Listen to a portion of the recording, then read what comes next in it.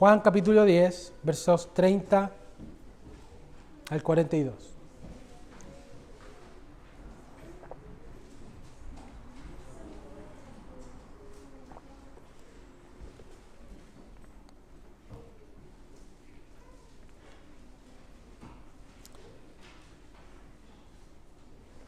Yo y el Padre, uno somos.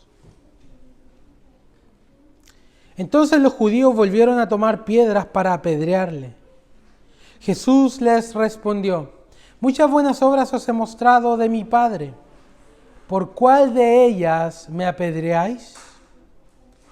Le respondieron los judíos, diciendo: por buena obra no te apedreamos, sino por la blasfemia. Porque tú, siendo hombre, te haces Dios. Jesús les respondió: ¿no está escrito en vuestra ley, yo dije, dioses sois? Si llamó dioses a aquellos a quienes vino la palabra de Dios, y la Escritura no puede ser quebrantada. Al que el Padre santificó y envió al mundo, vosotros decís: tú blasfemas porque dije, Hijo de Dios soy. Si no hago las obras de mi Padre, no me creáis. Mas si las hago, aunque no me creáis a mí, creed a las obras, para que conozcáis y creáis que el Padre está en mí y yo en el Padre. Procuraron otra vez prenderle, pero él se escapó de sus manos y se fue de nuevo al otro lado del Jordán, al lugar donde primero había estado bautizando Juan, y se quedó allí. Y muchos vinieron a él y decían: Juan a la verdad ninguna señal hizo, pero todo lo que Juan dijo de éste era verdad. Y muchos creyeron en él allí. Señor, esta es tu palabra. Esta no es palabra de hombre, ni por hombre. No tiene origen humano, sino que ha sido inspirada por tu Espíritu Santo. Y es como si tú mismo nos hablaras, Señor. Así que a la hora de escuchar este sermón, ayúdanos a escucharlo como palabra de Dios y no como palabra de hombre, Señor. Ayúdanos a creerlo como palabra de Dios y no como palabra de hombre. Y ayúdanos a aplicarlo, Señor, como tu voz en nuestras vidas.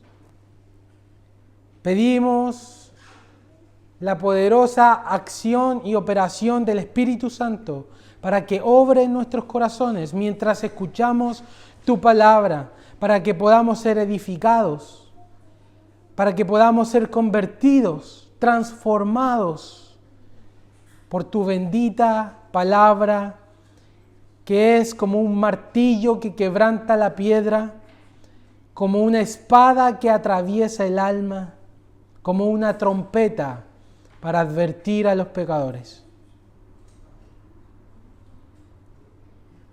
Estas son tus bellas palabras de vida, que hoy nos has regalado por tu infinita misericordia.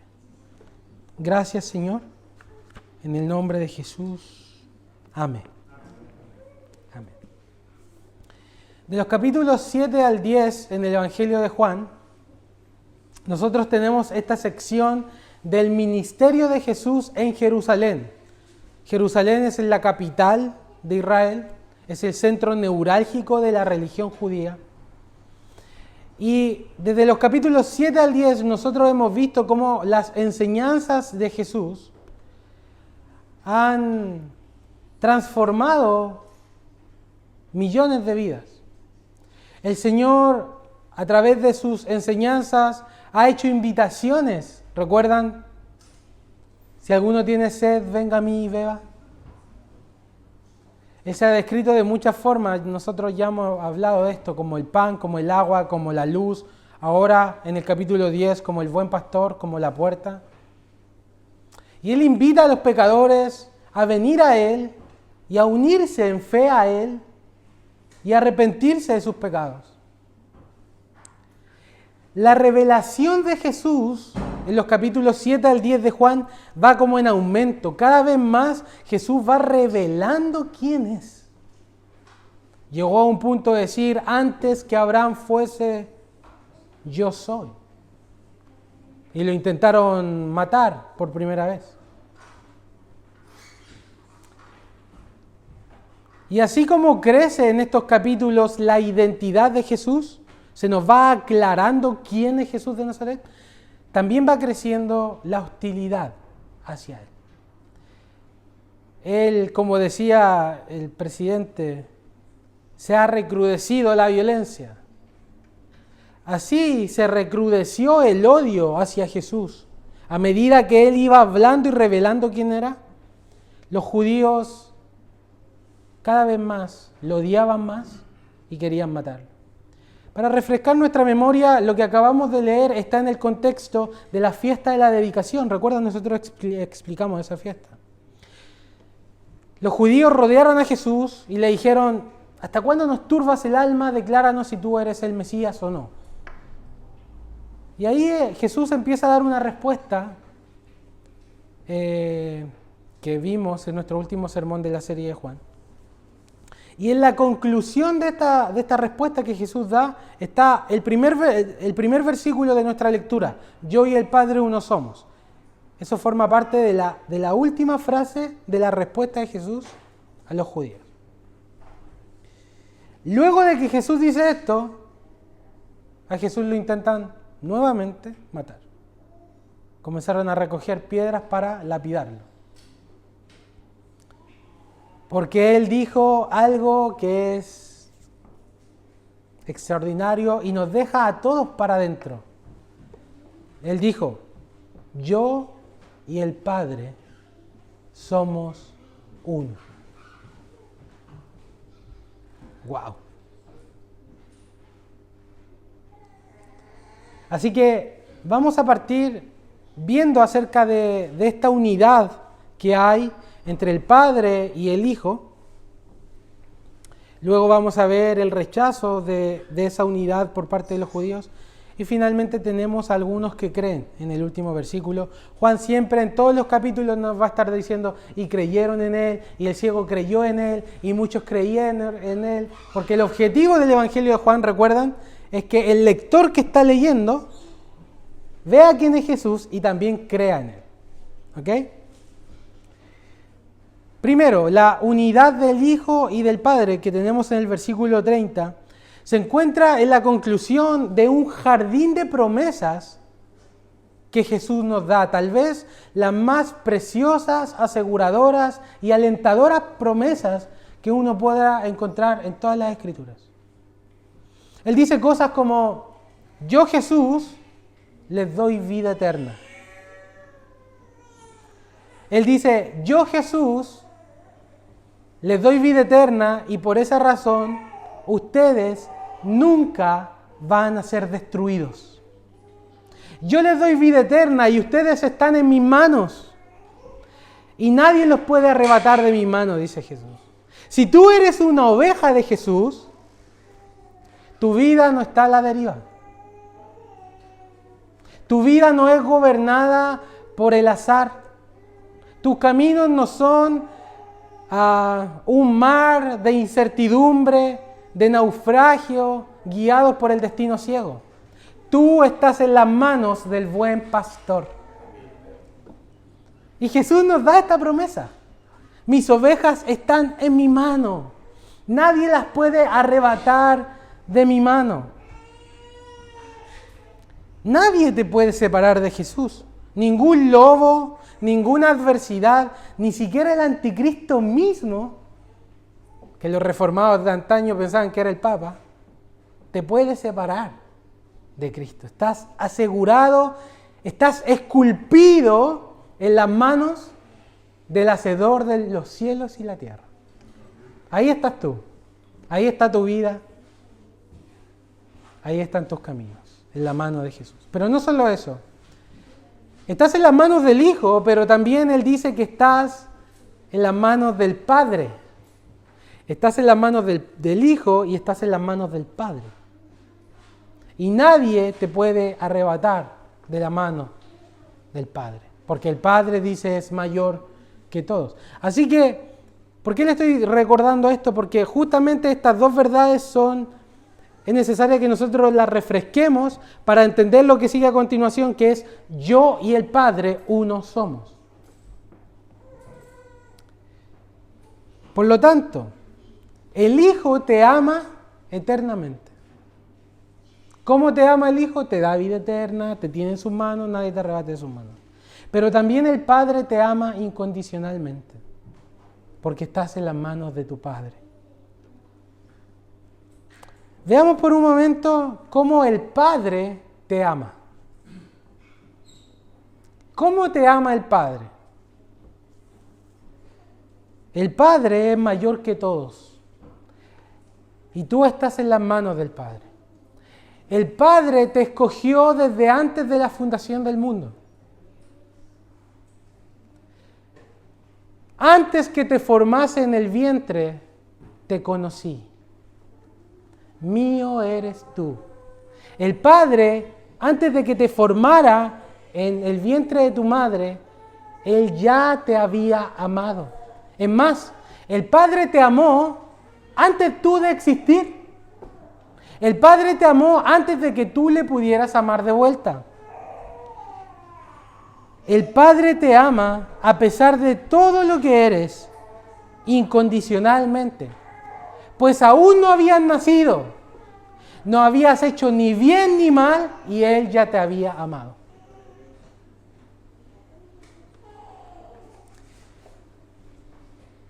Entonces tú estás en las manos del Padre. Y tú sabes que si un hijo está en las manos de su padre, difícilmente podrá soltarse. Aunque puede soltarse.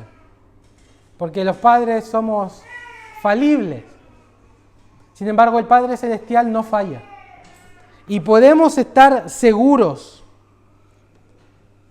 de que nunca seremos arrebatados de la mano del Padre. Así que tú eres un hijo amado por el Padre. Tú eres una hija amada por el Padre. ¿Me ama aún a pesar de mis fallas? Te amo. ¿Me ama aún a pesar de mi mala semana? Te amo. ¿Me ama aún a pesar de que estoy desanimado?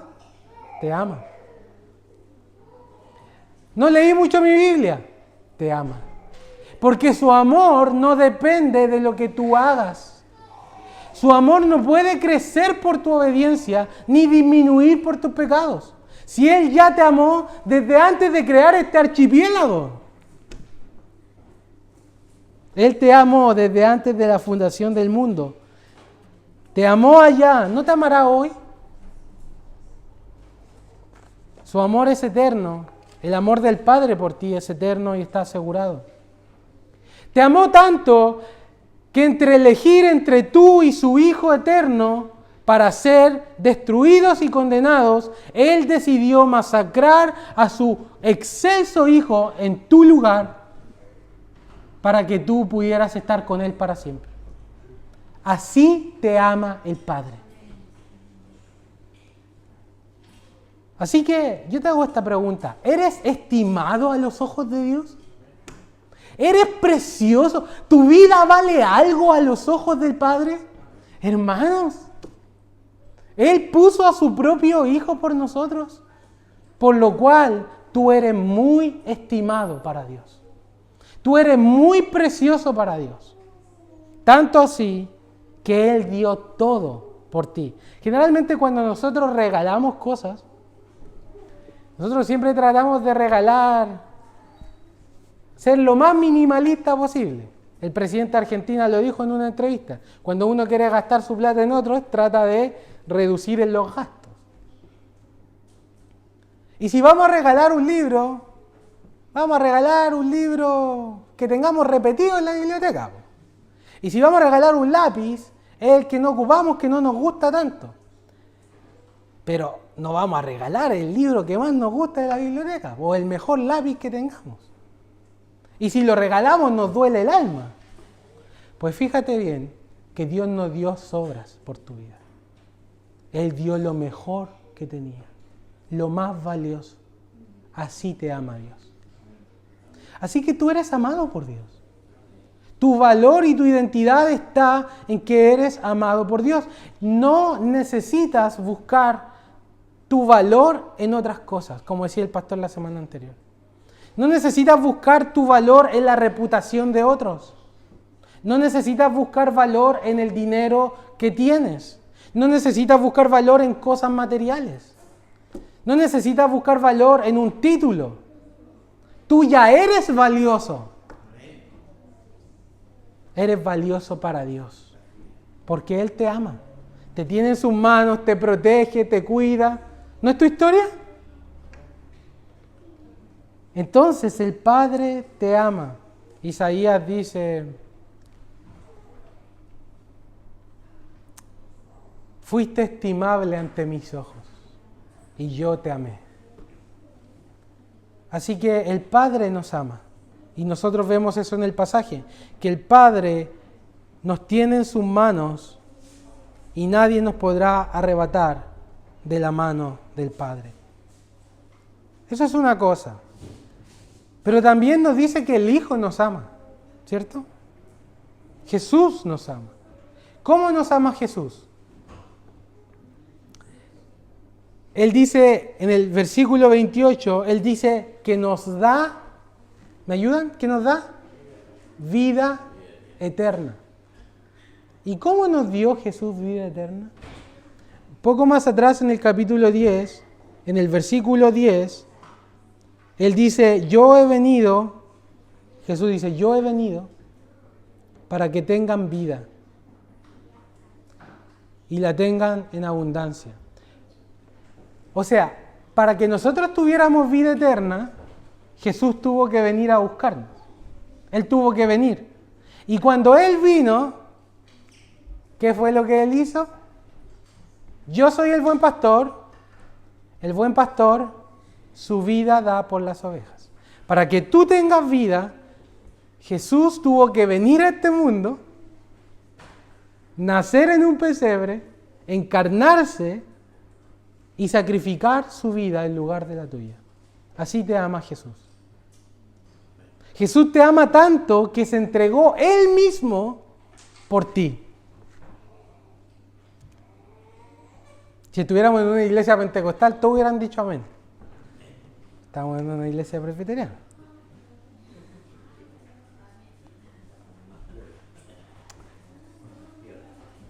Jesús te dio vida, te la dio en abundancia. Él te buscó en tu oscuridad y miseria. Tú estabas perdido, pero Él te encontró.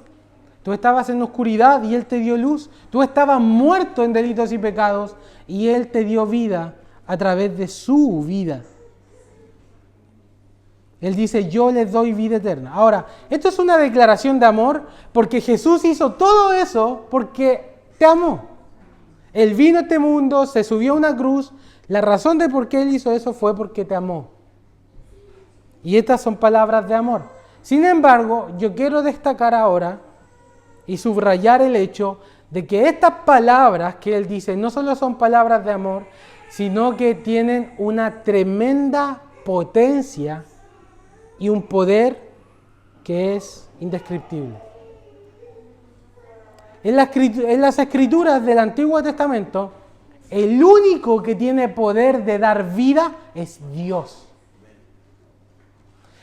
La Biblia nos enseña que Jehová da vida, o la palabra de Jehová da vida, o el Espíritu de Jehová da vida. Solo Dios puede dar vida. Ahora piensa en esto. Si yo vengo y te digo, yo, Cristian, te voy a dar vida eterna, ¿qué dirías tú?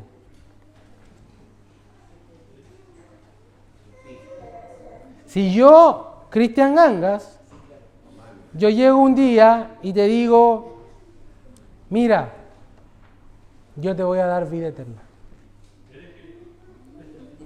Estás en mis manos. Nadie te va a arrebatar de mis manos. Un hombre de carne y hueso, de como 30 años. Ridículo, ¿cierto? Ahora piensa esto. Jesús, un hombre de aproximadamente 30 años, de carne y hueso, está diciendo a la gente que Él da vida eterna. Y que sus ovejas están en sus manos. Que Él asegura que no se van a destruir y que nadie las puede arrebatar de su mano. Si nosotros fuéramos atrás al tiempo y viéramos a Jesús, Jesús, hermanos, es como nosotros. Él no es un ser así como que anda flotando en el aire. Él es semejante a nosotros, fue semejante a nosotros. Entonces alguien le podría preguntar, ¿pero Jesús, acaso no sabes que solo Dios da vida eterna? ¿Sabes lo que te respondería Jesús ante una pregunta como esa? Claro que sí, ese es el punto, aquí estoy, delante de ti me presento, mucho gusto. Esto es, hermanos, es tremendo, porque estamos diciendo que un hombre, un israelita, que nació en Belén de Judea, se crió en Nazaret, estamos diciendo que ese hombre que vivió hace 2000 años puede dar vida eterna. ¿Qué hombre puede dar vida eterna? Ok, eso es una cosa. Porque a veces nosotros pasamos por alto esto y yo le doy vida eterna. Qué bonito, Jesús me da vida eterna. Pero no nos reflexionamos en que solo Dios da vida eterna. Y Jesús está diciendo que da vida eterna. Eso es una cosa. De hecho, más adelante, en Juan, en el capítulo 14, pasa un diálogo parecido al que yo le acabo de decir, con Felipe. Felipe le dice al Señor, muéstranos al Padre y nos basta. ¿Sabes, Señor Jesús? Lo único que necesitamos ahora es que tú nos reveles a Dios, muéstranos dónde está el Padre y estamos listos. Y Jesús le dice, tanto tiempo que estoy con ustedes y no me has conocido, Felipe. Fíjense cómo habla Jesús. Quiero ver al Padre. Aquí estoy, delante de ti.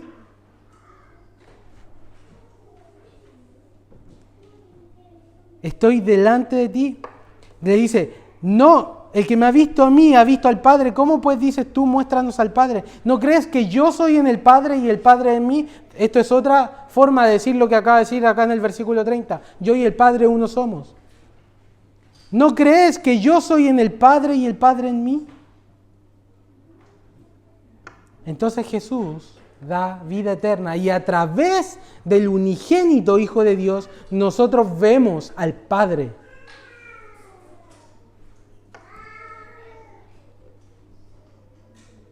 En segundo lugar, Jesús dice que nos ama y estamos en sus manos y estamos seguros porque estamos en su mano. Pero luego dice que estamos en las manos del Padre.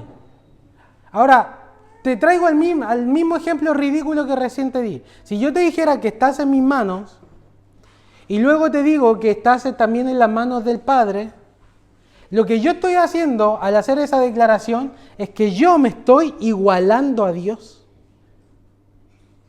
Porque estoy diciendo que estás en mis manos y en las manos del Padre. No puedes ser arrebatado de mis manos, no puedes ser arrebatado de las manos del Padre. Y si te queda alguna duda, Jesús concluye con estas palabras. Yo y el Padre, uno somos. ¿Cómo que estoy en las manos del Hijo y en las manos del Padre? ¿Estoy en 4 manos? Yo y el Padre, uno somos. Esta es una declaración sin duda de su divinidad. Aquí no, es que es imposible no verlo. Es imposible no verlo. Y los amigos de al lado se equivocan en esto. Justamente en este pasaje que Jesús dice, yo y el Padre uno somos, yo doy vida eterna, están en mis manos. Eso es lenguaje divino. Un hombre no puede decir eso. Exacto, no tiene el poder de guardarnos. Dice, somos uno, pero no somos una persona. Dice, yo una persona, el Padre otra persona. Somos uno, es decir, somos una esencia, somos una unidad, un Dios. Estar en las manos del Hijo y estar en las manos del Padre es estar en las manos del único Dios vivo y verdadero. Solo hay un Dios. No tenemos dos dioses ni tres dioses, tenemos un Dios que existe en tres personas. El Padre, el Hijo y el Espíritu Santo. Y estos tres son uno.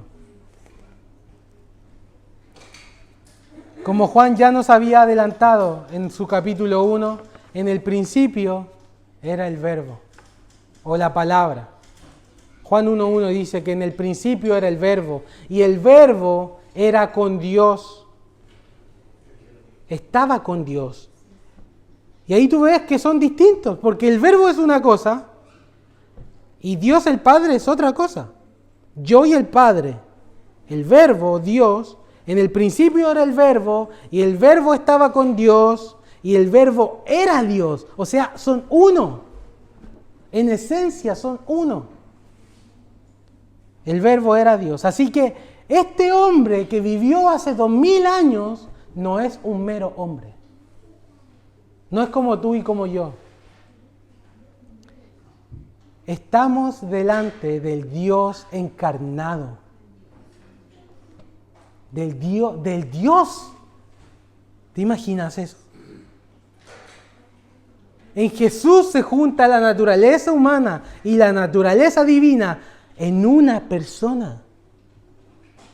Y nosotros lo vimos velado por su humillación.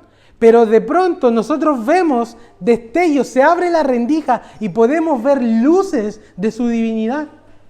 Él dice, yo y el Padre uno somos. Él es el verdadero Dios. Y por esa razón, tú no vas a perecer jamás. Porque Él tiene el poder de preservarte. Él tiene el poder de guardarte. Tú no vas a ser destruido por su poder. No es un mero hombre, es Dios. Grande es el misterio. Grande es el misterio de la piedad. Dios fue manifestado en carne. Y vimos su gloria, dice Juan. Gloria como del unigénito Hijo del Padre. Y aquel verbo, Juan 1.14 dice, porque uno se pregunta, empieza a leer Juan, ¿quién es el verbo de partida? ¿Quién es la palabra? Verbo es palabra.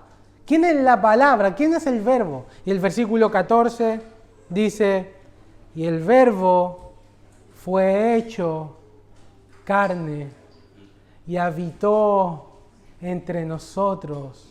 Y vimos su gloria, gloria como del unigénito del Padre, lleno de gracia y de verdad. A Dios nadie le vio jamás. El unigénito Hijo que está en el seno del Padre son uno. Él le ha dado a conocer. Ahora, ¿qué podríamos decir de esto? Porque yo quiero que veamos detrás de la cortina acá. Jesús está diciendo, yo y el Padre uno somos, pero esa es una declaración potente de que Él está diciendo que es Dios. Pero si tú hubieras estado ahí, estás viendo un hombre de carne y hueso, hermano. Estás viendo un israelita común, vestido normalmente. Y Él está diciendo que es uno con el Padre.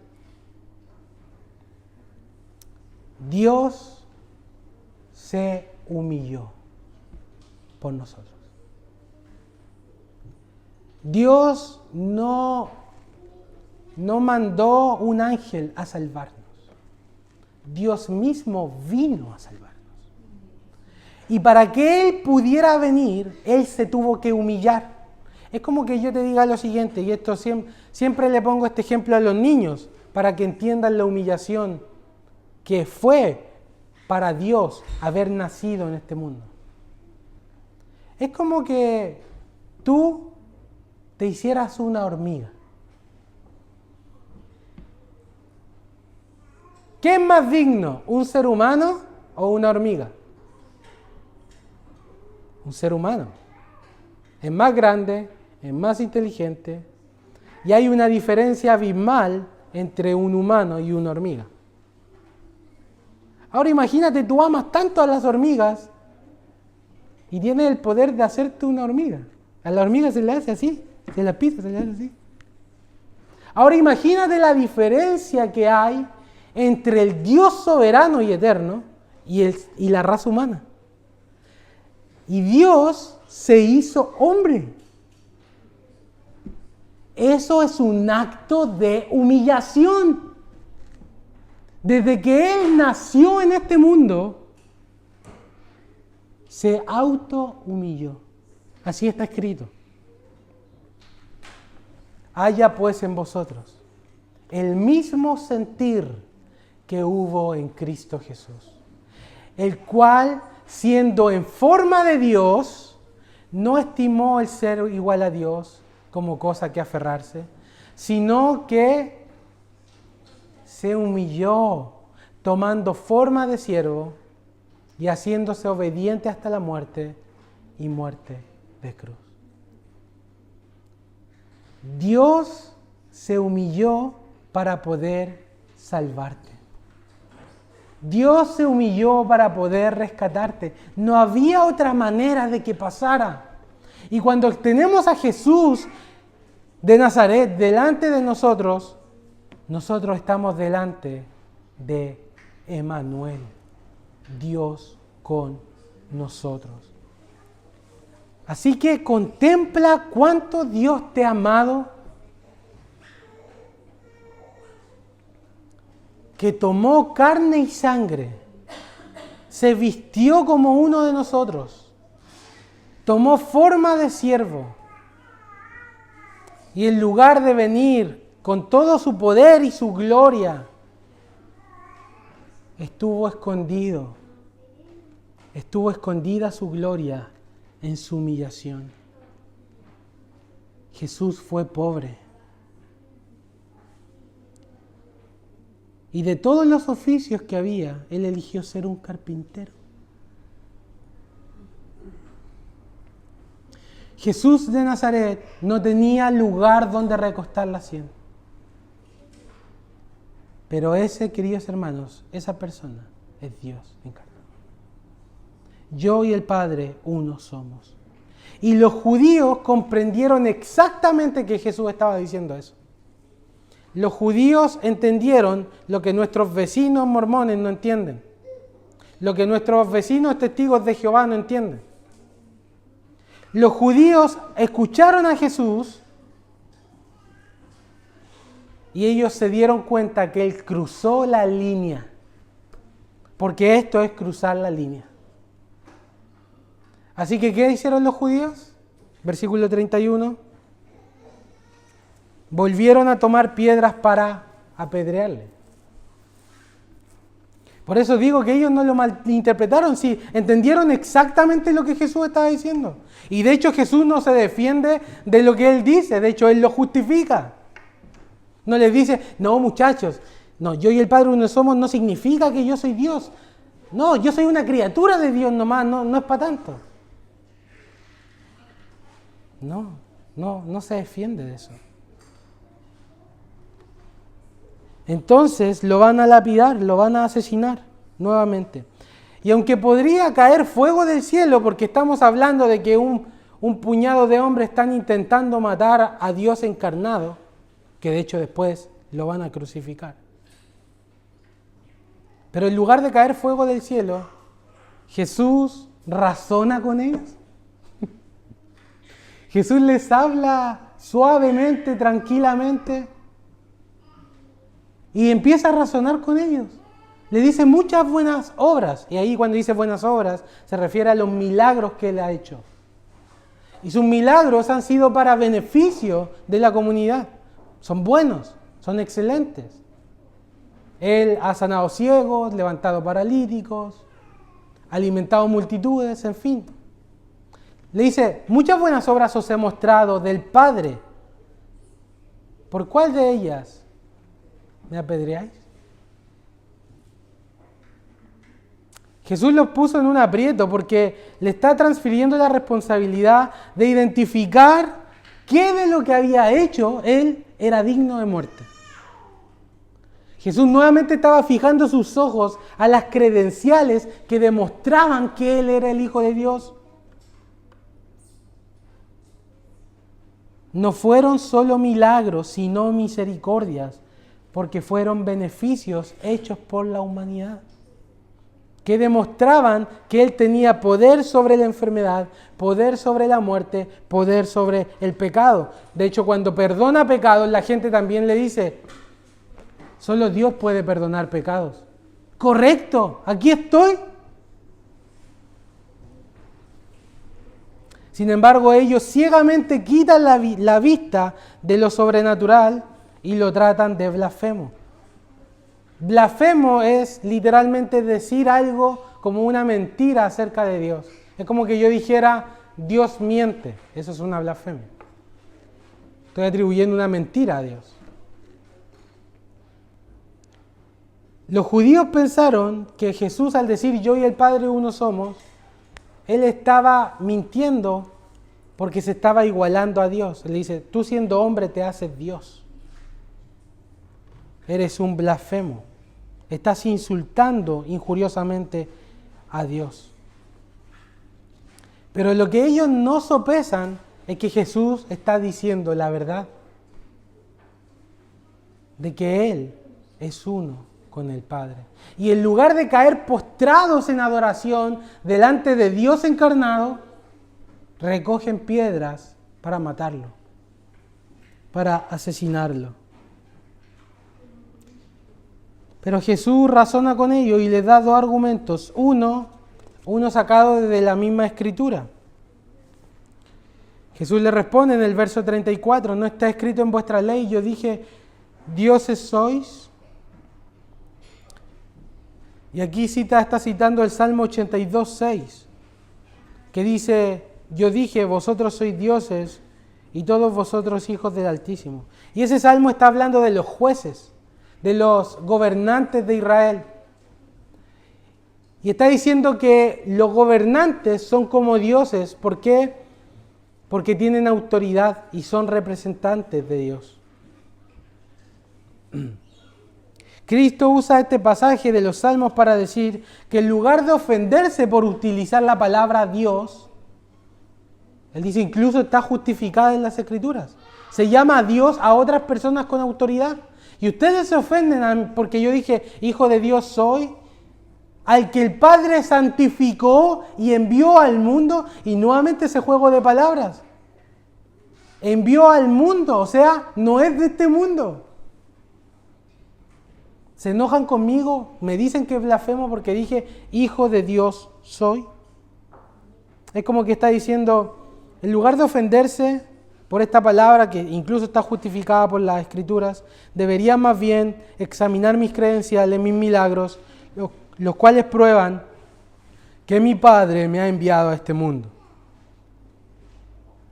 Los jueces de Israel del Salmo 82 eran tan solo aquellos a quienes vino la palabra de Dios. Sin embargo, Jesús era la palabra de Dios encarnada. Era Dios encarnado. Y también Jesús les dice,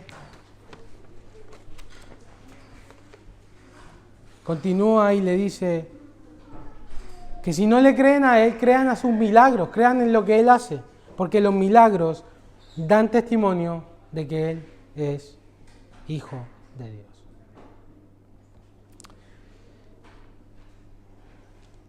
Así que tenemos esto que es tremendamente potente, que es la declaración de Jesús de que Él es uno con el Padre. Y luego Él justifica eso a través de la Escritura y de sus milagros. Sin embargo, los judíos siguen rechazándolo, pero finalmente Jesús se escapa de sus manos y se aparta de ellos. Eso es lo que nos dice el texto.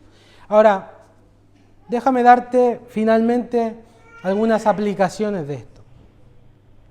En primer lugar, a la luz de que Jesucristo de Nazaret es Dios y Él te amó y se humilló por ti, entonces tú, ¿qué tienes que hacer? Tú tienes que creer en Él. Tienes que confiarle tu vida.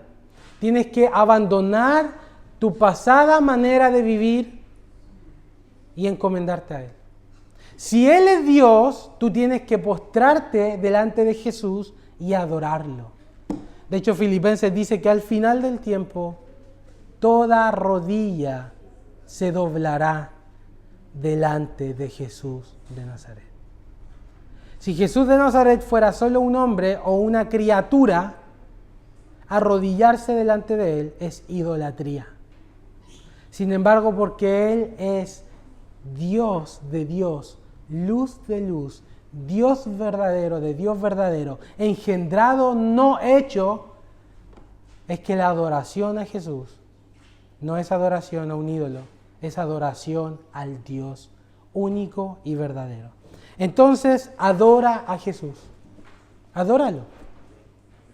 Entrégale tu vida, confía en Él. Él tiene el poder de preservarte. Y ve en la cruz el lugar donde nuestros pecados, el poder de nuestros pecados, pierden su potencial y se marchita en nosotros nuestro pecado. Traigo una frase acá de John Owen. Dice: en ningún lugar se puede apreciar cuán abominable es el pecado más que en el Calvario. Los deseos pecaminosos se marchitan dentro del corazón del cristiano a medida que él mantiene su mirada fija en el Calvario. ¿Saben por qué? Porque Jesús es Dios encarnado. Y Él está en la cruz por amor a ti, llevando toda tu condenación. Así que tu amor por el pecado se va a marchitar cuando estés fijamente cada día a los pies de la cruz. Porque como dice un himno, es en la excelsa cruz donde el Rey de Gloria por mí murió. Cuando tú te das cuenta que quien está en la cruz era el Rey, tu pecado y tu orgullo te van a dar vergüenza y vas a querer arrepentirte de Él. Si Jesús es Dios, entonces vive para servirlo, porque solo debemos servir a Dios, no servimos hombres. Solo debemos seguir a Dios, no seguimos meramente hombres. Pero si Él es Dios, entonces tú le debes todo tu servicio, le debes tu amor, tu obediencia. Síguelo, atesora su palabra, renueva hoy tus votos delante de Jesús, el Dios encarnado. Date cuenta de que eres amado por Él. Date cuenta de que eres amado por el Hijo y por el Padre. Así que vive como un hijo que es amado. No intentes ganar el favor de Dios por medio de tus acciones, sino que tus acciones sean la consecuencia de que comprendes que eres amado por Dios. ¿Dónde puedes ver tú el amor de Dios? Ahí. Estoy sufriendo, Dios no me ama. No, mentira. Ahí está el amor de Dios. Ahí Él demostró que te ama. Entonces nosotros siempre debemos volver a su amor y reconocer de que somos amados por Él desde antes de la fundación del mundo y que estamos protegidos porque estamos en sus manos. Y por último, los judíos, hermanos, rechazaron a Cristo, finalmente lo crucificaron. Pero los judíos son una muestra para nosotros de ceguera espiritual. Porque ellos, teniendo la gloria de Dios delante de sus ojos, no creyeron. Nosotros deberíamos tener compasión de las personas que nos rodean, padres, hijos, hermanos, tíos, primos, que están ciegos como estos judíos y no pueden ver la gloria de Jesús. Deberíamos orar por ellos. Deberíamos compadecernos de ellos y pedir a Dios que abra sus corazones para que puedan ver la gloria del unigénito Hijo de Dios y puedan sentir esa misma seguridad que tú tienes de que Dios te ama y de que estás seguro en su mano. Porque si ellos pasan de este mundo, hay un sentido de urgencia en esto, hermanos. Porque si ellos pasan de este mundo y no tienen a Jesús de Nazaret como su Señor y Salvador, entonces ellos van a ser condenados. Y van a estar toda su vida en el infierno por su ceguera. Entonces yo quiero que pienses, y esto lo decía un puritano llamado Richard Baxter, piensa en los gritos de esas personas que están a tu alrededor por toda la eternidad sufriendo en el infierno. Y tú tuviste la oportunidad de predicarles y no lo hiciste. Por A, B, C o D razón. Habla del Evangelio a otros. Es la única puerta para que ellos puedan salir de esa ceguera. Luego, si ellos no creen, una vez que le hayas predicado, hasta ahí llegó tu responsabilidad.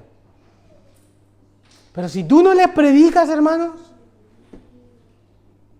su sangre estará sobre tu cabeza. Como se le dijo a Ezequiel. Compadezcámonos de los perdidos. Compadezcámonos de aquellos que están ciegos. Compadezcámonos de los mormones que no pueden ver la gracia de Dios y que Jesucristo es Dios. Y esto no es un tema secundario. Si tú no crees que Jesús es Dios, tú no eres cristiano. Eres mormón, eres cualquier cosa, eres testigo de Jehová, pero no eres cristiano. Para ser cristiano debes creer que Jesús de Nazaret es Dios encarnado. Y que su sacrificio en la cruz es el sacrificio finalmente del Dios hombre. Así que Jesús es Dios. Amémoslo, adorémoslo, confiemos en Él, estamos en sus manos, estamos en las manos del Padre y compadezcámonos también de los que no lo conocen.